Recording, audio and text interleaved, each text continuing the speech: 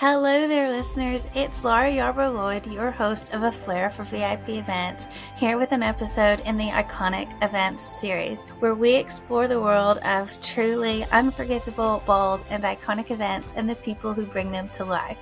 Today, I have Kelly Taws on this episode. Highly experienced event manager with over 20 years of international expertise, Kelly Taws of Athena Event Solutions specializes in operational logistics, delivering seamless solutions for corporate and iconic events. She has vast experience managing complex pharmaceutical events, a keen interest in gaming events in the emerging esports industry, and an enduring soft spot for iconic occasions like the BAFTAs.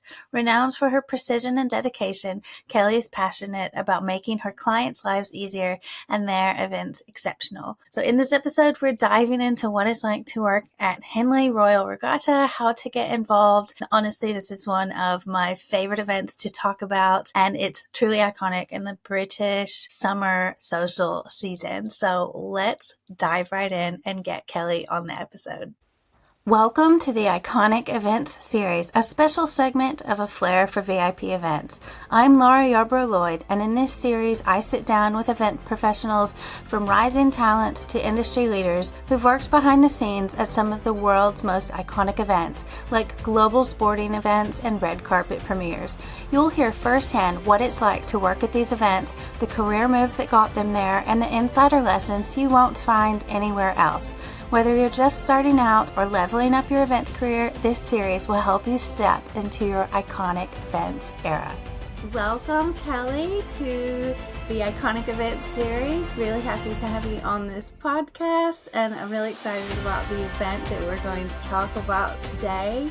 And I would like to hand it over to you to give an introduction to the audience and just tell people a little bit about yourself. Thank you very much. It's great to be here with you today. Thank you for having me. So my name is Kelly Taws. I call myself a freelance event manager, but to be honest, the name changes with every gig you get. You know, a producer, event director, project manager, but for the main part, event manager, because people know what you do then. I have worked some iconic events in the past. I've got my eye on some iconic events for the future. And I do some varied corporate bits in between. I also sometimes don't know what to call myself, but I usually just go with freelance events manager. You could be founder, director, yeah. Yeah, everyone knows what an event manager does, so it seems to be the most straightforward title. Yeah, and I'm really curious what iconic events are on your radar in the future. But today we are going to talk about Henley Royal Regatta. I think that's amazing. Have always wanted to go. I would love to work there. It just happens to be during an event that I commit to every year. So really excited to talk about it today and learn more about it from you. So yes, you worked at Henley. Would you like to tell me a little bit about that? Like, how did you get involved? What was your role? So the first time I worked at the Royal Regatta was a part of my university work placement. So I contacted them. They were really keen to have me on board, really supportive. And it was a major thing to do for a first kind of event work. So I was there for a couple of weeks. I stayed with a local family that they put me up with and did kind of all the usual pre-event stuff and on site. But yeah, it's an amazing event, iconic. Everyone's heard of it. It's like any event. It's long hours, early starts, late finishes, but it was just such an eye-opener into the industry, and I loved every second of it. I think some people might do something like that and then realize it's not for them because they realize that it is actual hard work and not quite all the glitz and glamour that some people maybe think events are. But it was amazing. I was based at the regatta headquarters the week before the event, before we went on site, and that in itself is a beautiful location. The building is right on the bridge, overlooks the Thames. The team there are great, really welcoming. And then we moved on site to the regatta itself, and it was like a home from home. There was full on marquees with offices, and you wouldn't know you were in a tent at the end of the day. I was based in the steward's enclosure, which I think has like a 7-year waiting list for people to get into the Stewards enclosure. It's like crazy to be. You can only get in there if you're a member. So that was a really nice place to be located. And just meeting the people and seeing what happens at an event like that is really really good introduction. And then they invited me back the following year, so I then went and worked with them again, which was really really good.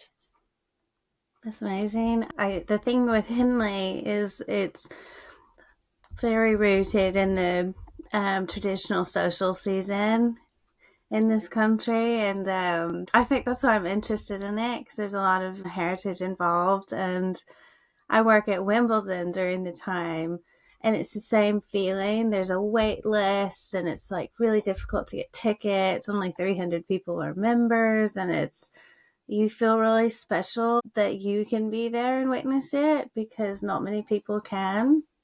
So I really like hearing about this. And Yeah, here we are it's in like peak winter, you know, like, and I'm just thinking of being on the riverside and, you know, it's in the beautiful. The sun. sun's. I mean, luckily the 2 years I did it, the sun shone both times, which makes a massive difference. I think it would be slightly different in the rain, but yeah, it was beautiful, sunny July weather. Yeah, it's like you say, it's part of the iconic season.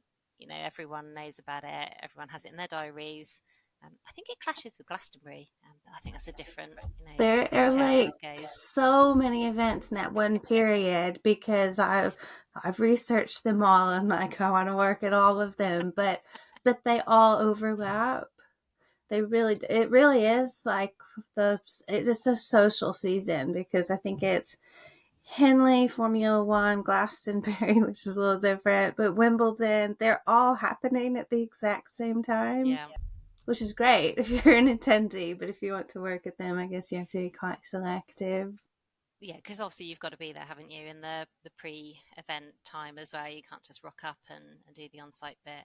But yeah, like just being in the enclosure, like they've got the regatta enclosure, which is open to the public, but I was based in the stewards enclosure, and that in itself is, it's something people don't get to see or to experience. They have really strict guidelines. Obviously, you have to be a member to get in. Membership, I think it used to kind of pass down through families even, and there's a really long wait list. It's people that used to row there and things like that as well. So it's kind of not just someone randomly putting their name down. I think it's quite difficult to get in.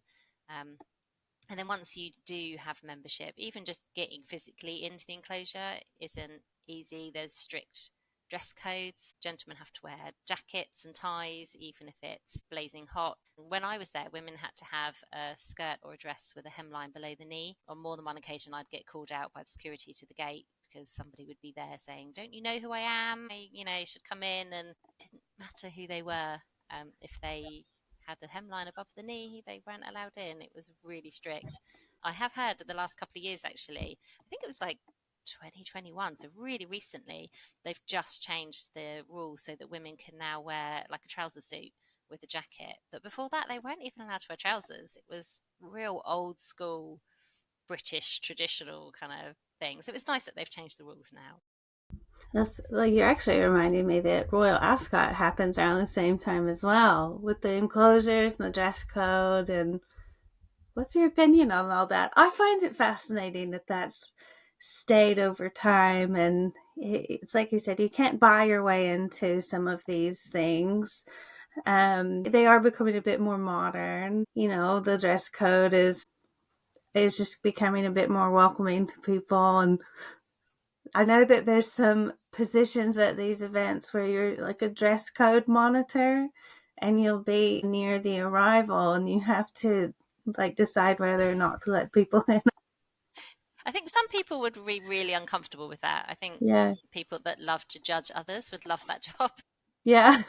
I think it takes a special kind of person. We'd mainly leave it to the security to deal with it. And then if they had someone that was refusing to step aside, then they'd call us from the office to come down and kind of help them out and politely explain. I like the traditional side of things. I think it's nice to keep with tradition, but in the same respect, I think, forcing women to wear a skirt and not allowing them to wear trousers I think we need to move with the times a little bit there. And it's good that they have changed that. Yeah. But it's nice to have some tradition. I know at the end of each day they would play the national anthem, and no matter what you were doing, you would stop and you would stand still and you would listen and pay respect. I know one day I was rushing. Obviously, you never run on site ever. It's not good. But I was walking very quickly to get somewhere as quickly as I could. And the national anthem started playing. So I had to stop where I was, just stand there and listen and thinking, oh, it should be somewhere else by now. You'd have to wait for it to finish. Nobody moved. Nobody talked. And then once it finished, you could go on your way again. Yeah, so it's nice to have little pieces of tradition. I love that. I think people like it as well as an attendee, and it makes you feel like you're part of something very different from your everyday life. I know Yes. what you mean about the no running thing. There's some events where I'm not allowed to run and you have to walk really quickly, but it's also summer and you're getting a bit hot. I just don't think it's a good look. If you're running, I think it instills panic in people around Yeah. you. Like, no, let's not run. Or like you haven't done something and it's not the right look. I'm like, I really want to be there now at Henley. Oh, so good. And like, oh, Yeah. the picnics and things. So obviously they've got in the stewards enclosure, they have restaurants and things, but it's like a real, again, I think it's like a tradition of Henley that people do these really elaborate picnics. So in the field behind all the marquees is the car park. It's a big field where they put their cars. But people will have like, hampers that are huge with amazing things in. They'll get out tables and chairs, and it's like the most gorgeous, quintessentially British picnics you've ever seen. It's really amazing. So yeah, so that's obviously not part of the official regatta, but it's something that people do, and it's really nice to see. Nice. So what would a typical day look like for you? If you wake up, you go to Henley, what do you do? What do you see? So when we were on site, it was probably being down there for sort of 7:30 in the morning. We'd probably work through till about 9:30 at night, which I think is average for an event really. I've done a lot longer than that for other events. I'd be based in the office on site. Day to day, I was dealing with, we'd have kind of sales of lunch tickets for special lunches that were going on. So I'd manage that. I'd pop down to the crew enclosure now and again with different things happening, which was really nice to see because they'd have like a big marquee with all their boats in and everything, and you'd have a 17-year-old first timer next to someone that had won some sort of championship and things. So it was really nice. There was no different zones for different levels. Everyone was in it together. I'd have to go into the marquee where they did the weighing and stuff and check things in there. And you'd have people that would have to weigh the coxes to kind of put all that on their paperwork, and they were great. They could literally look at someone and tell you down to the pound what they weighed, and then they'd put them on the scale and they'd be right every time, which is a skill, I think. And then it would just be kind of going around the different restaurants with updates on ticket sales and dietary requirements, things like that, and just managing stuff as it came in into the office. People would come in needing things or wanting to change schedules and things like that. And then we also had an event on Temple Island, which is near the start line in the middle of the Thames. So we'd get the launches over there, and there'd be a marquee, and we'd have an event for some of the VIPs and stewards over there. So that was quite a nice little thing to do.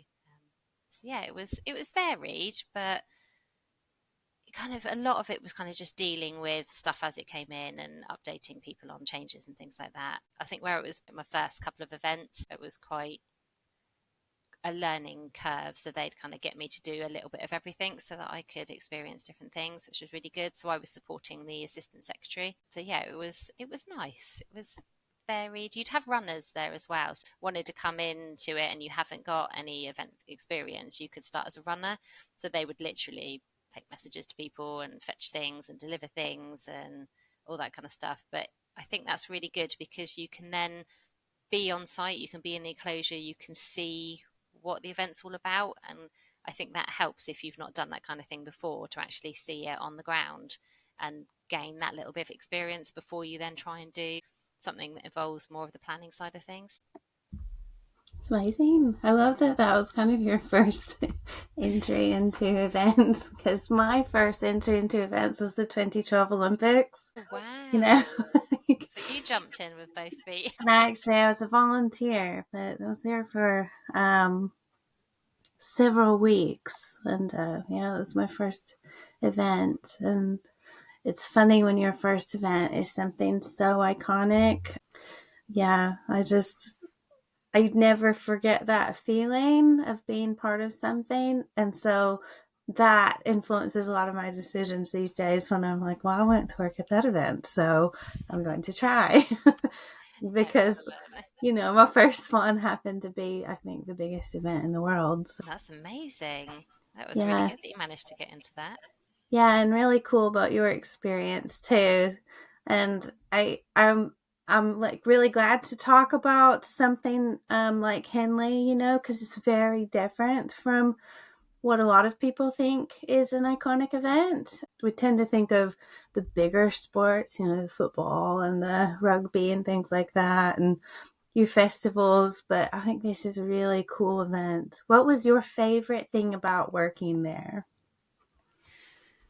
I think just the atmosphere inside the enclosure, like everyone was really happy to be there. It seemed really special, the excitement around the races. And I think possibly in the regatta enclosure, obviously people are there for the races, but I think people are there for the party as well. Whereas in the stewards enclosure, it's a lot more about the racing and that. And yeah, just the atmosphere was really, really good. And the team that I worked with were really nurturing, which made a massive difference. And yeah, and the people you meet, there were all kinds of people coming in, and you'd have royalty and celebrities and things, and you just manage them like you manage everyone else. I know in some iconic events, they do need a little bit of an extra touch in the way you look after them. But there they were, I think because it was the students' enclosure and everyone had a certain expectation of how they were looked after, it was kind of the same for everyone. So it was really nice working with all the different people. And so certainly where it was one of my first roles, being exposed to all of that was a real eye opener. And yeah, it has a tender place in my heart. It is something I always think of really fondly, and yeah, I do love what we did there. Have you been back as a spectator? No, no, I haven't. So it's not too far from where I am now, but with events and things, it's so busy. It's finding the time. Like you say, there's a lot going on at that time of the year. So it's really hard to find the time to kind of go out. And obviously, the event itself, it's like 6 days long. So I know you could just go for the weekend, just do the last couple of days, but it's quite a chunk of time to take out. And I'm not sure I'd get the same feeling going into the regatta enclosure as I would in the stewards. And I am definitely not a member. I think even as a previous employee, I think it would be hard to wrangle a ticket into there because they are like gold dust. I know. Some people would be shocked. It's very hard to get tickets to these things, even when you work there. Oh, It's yes. hard to get, even when, it's the first thing that people say, oh, can you get me a ticket? No, actually, I can't. And do you need a helper? That's the question I get a lot. Do you I need an get that one assistant? is when you were speaking earlier about, for example, someone who had won like decades ago and then someone who's like 17, 18. It kind of reminds me of some of the events that I've worked at with a lot of this heritage behind it. And some of the people I work with have been, for example, at Wimbledon, they've been working at Wimbledon for 50 years. Wow. And they will announce, when people are like retiring sometimes if they've been there for a while. And usually they've like worked there annually for something like 50 years. And then you've got people who are there, they're 18, for example, working and doing it as a fun summer job. So I quite like that because you don't find that at a lot of events. The event industry feels quite young to me.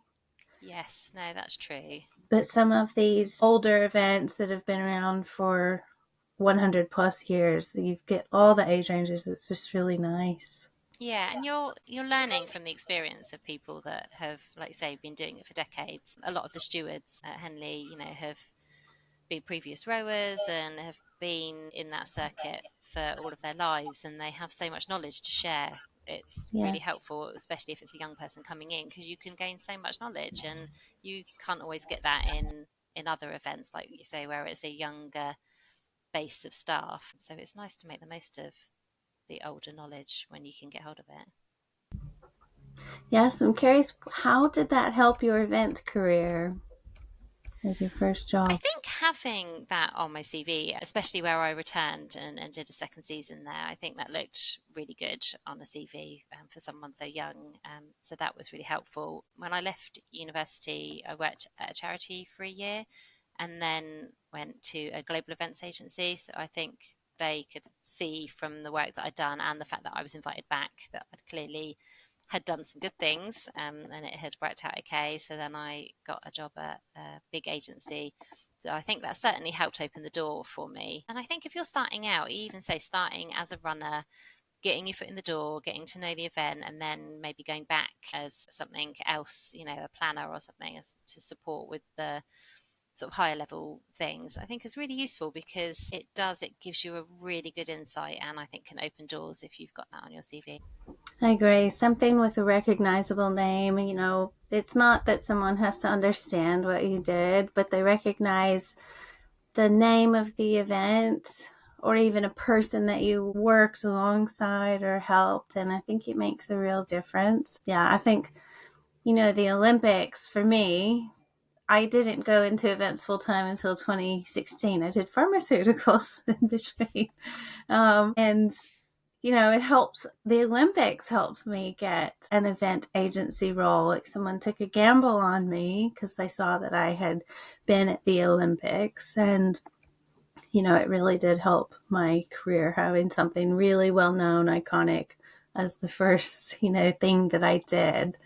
So I think it can definitely. help because people, again, like, not everyone knows what event managers do. It's hard to quantify because it's such a big area of expertise. So, like you say, if it's a name of an event that people know, they can guess, I guess, better. They can imagine what you've been doing. They know what that event involves. So I think that helps them.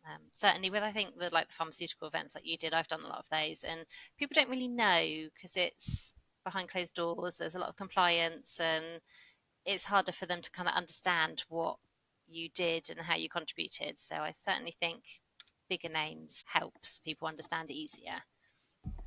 Yeah, and actually, my employer, pharmaceutical company, I met at the Olympics. You meet all kinds of people, at large scale events, and that's really it. Totally changed my career. That single event did. It started my career. It changed my life, basically. Wow. Oh, no, that's really good. And yeah, I think it gives you a taste of what you want as well for the future, doesn't it? It helps you understand what you can do and Yeah. yeah, what's out there. So, did you have any particular lesson that you learned from your time at Henley that you still remember today?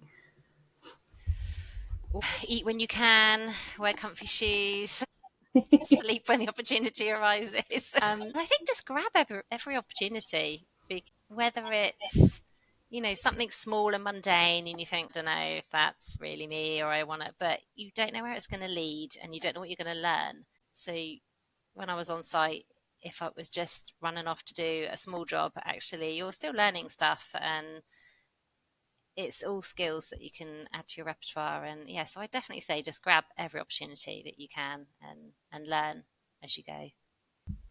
I think for me, what I've learned is probably the most about myself because you deal with a lot of people at big events like this.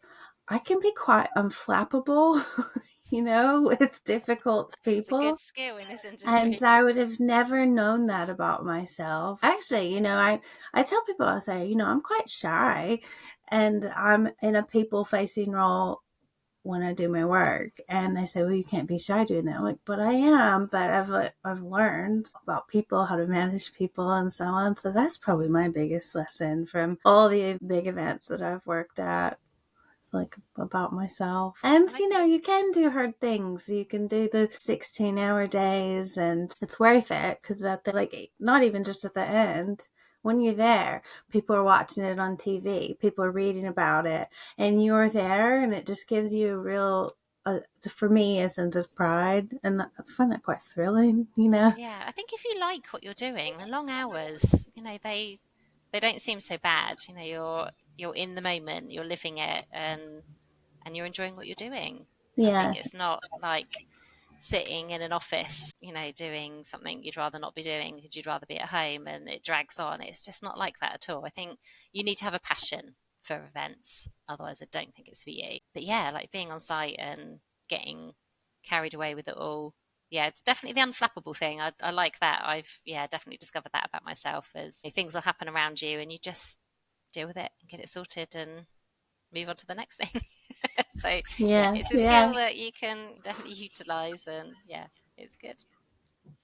So, what advice would you give to people who want to work at Henley or a similar type event?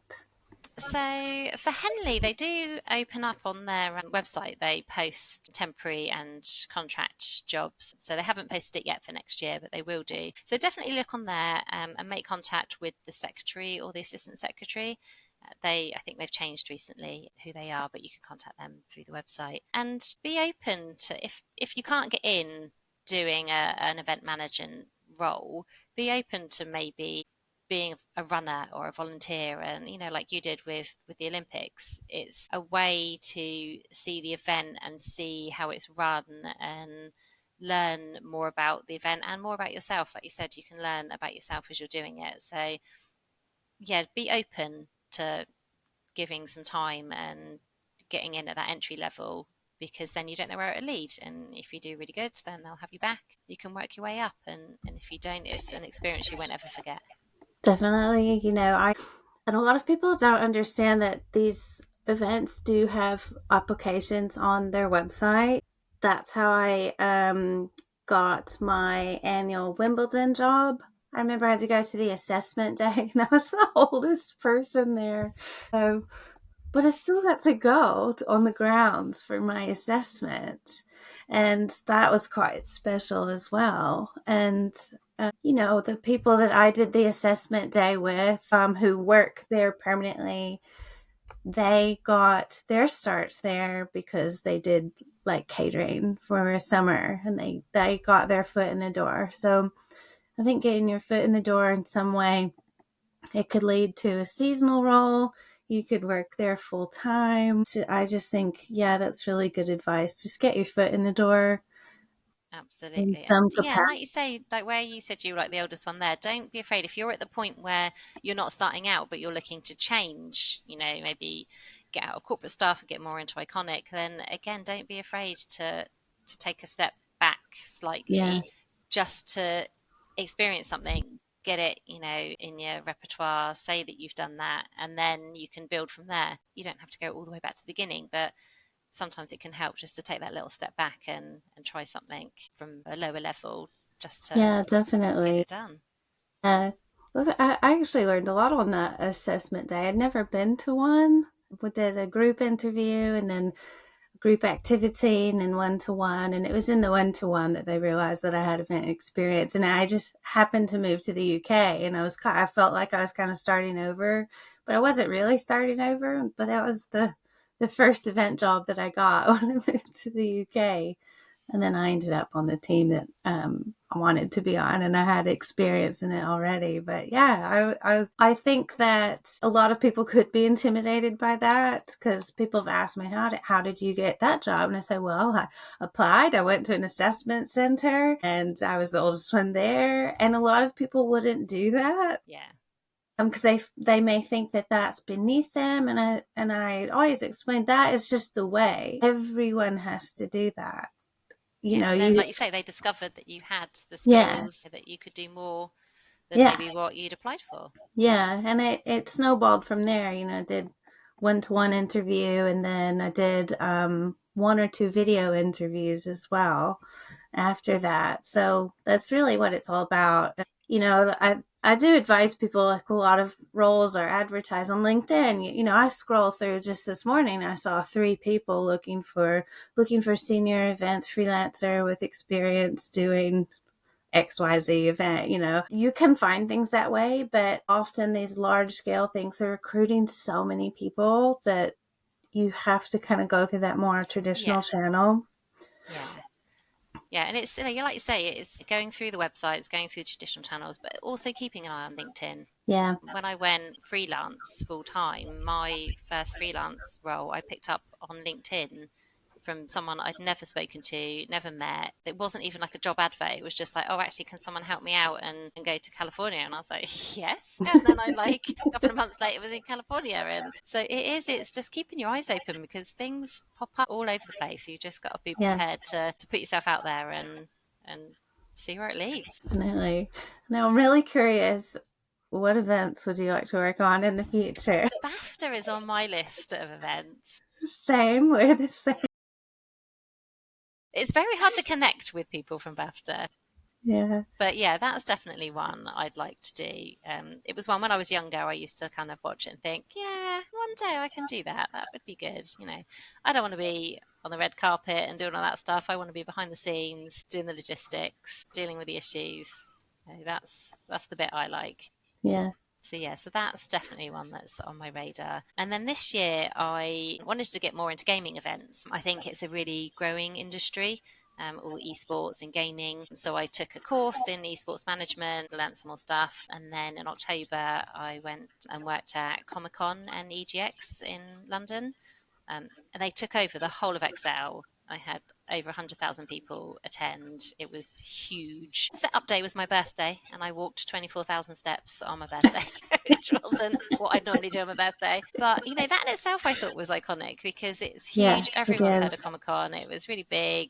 But yeah, there's some really big, like, esports tournaments that I'd like to get involved with. I mean, some of them, they're like big concerts. They're just like Yeah, crazy what they they're do. And I huge. just think actually they'd be quite special, like League of Legends and things like that. Just Yeah, it looks. I'm not an actual gamer myself at all, but from an events industry perspective, I find them really fascinating and would love to do that kind of thing as well. So yeah, I think something like the World Tour of League of Legends or BAFTA, they're quite different to each other, but definitely things that I'd like to get involved in.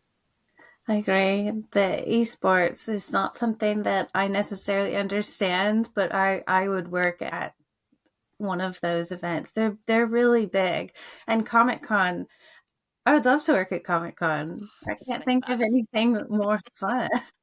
It was. Everyone was just really happy and Yeah. excitable, and people were dressed up, and it was the craziest thing I've seen. And again, I don't know a huge amount about gaming. I was in the free play zone, and I don't know a lot about gaming, but I learned so much during the time I was there, and could hold my own more or less by the end of it. I think you don't. Sometimes people put off and say, "Oh, I can't really put myself forward for that because I don't know about that industry." But I've worked on hundreds of pharmaceutical events, and I am not a medically trained person. I don't know one drug from another, and I can still manage a pharmaceutical event very well. When I went to Henley, I don't know anything about rowing, but logistics, operations, I can do that. So I think don't be put off by your lack of knowledge of a specific industry.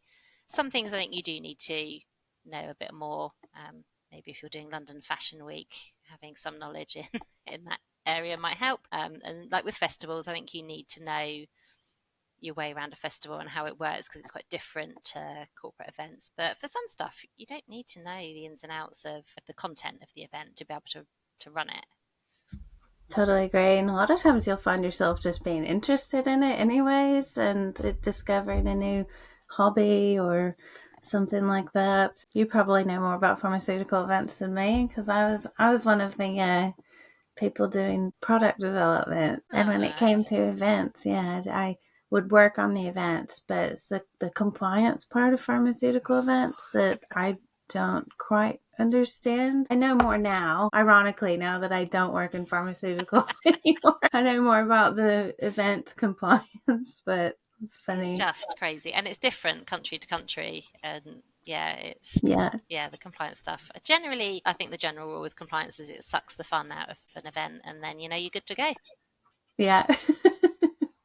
I like our conversation today because we've covered a lot of different points, and I think that one good point to make is you can start out at iconic events, go to something else like corporate or community nonprofit, go back into iconic events, and it just kind of just be a very fluid career.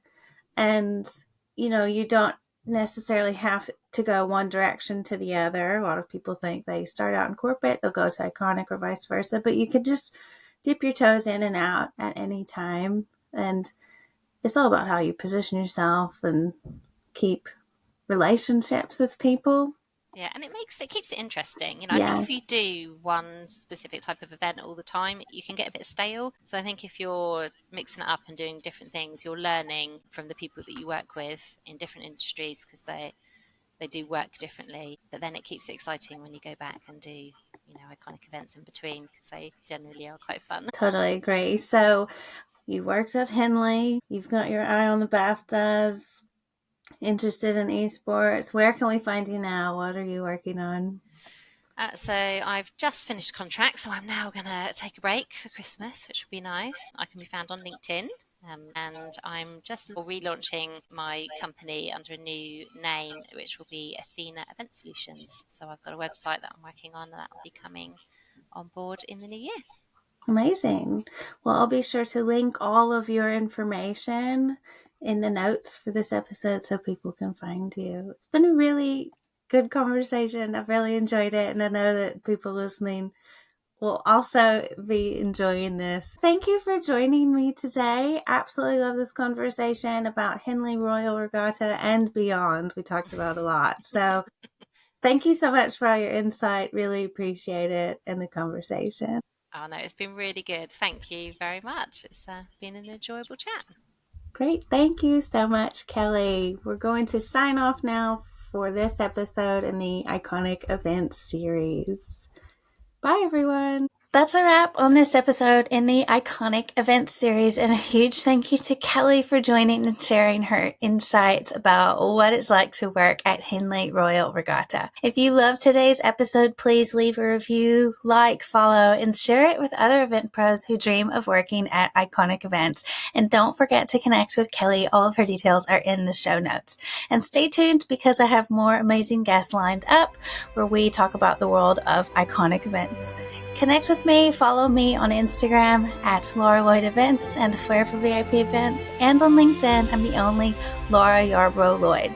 I'll see you next time when you undoubtedly will have a little bit more flair for VIP events and you're going to enter your iconic events era. Thank you so much for listening, and I'll see you next time.